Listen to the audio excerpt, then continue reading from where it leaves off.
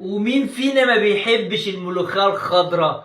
ازاي بقى تخزني الملوخية من السنة للسنة وتفضل خضرة جدا وفريش كأنك لسه شارياها من الأرض حالا؟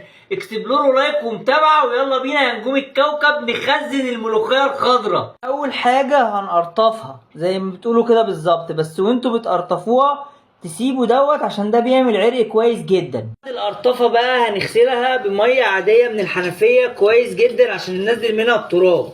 هجيب حلة زي ما انتوا شايفين كده تكون كبيرة وهملاها مية وهسيبها تسخن، وهنزل فيها بمعلقة من السكر، رشة كمان من الكربوناتو.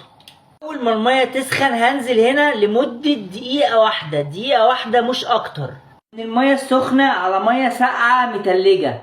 طبعا انت بتاخدي بقى وقت كتير في التخريط، ولا هنخرطها ولا حاجة، هتجيبي شفشق الخلاط وتنزلي بيها حبة حبة كده بالشكل ده. كده على الفليزر بقى يا نجوم الكوكب، وتفضل من السنة للسنة زي الفريش وأحسن كمان. مشاركات كتير بقى وشيصوني كده يا حبايب قلبي يا نجوم الكوكب يا جامدين.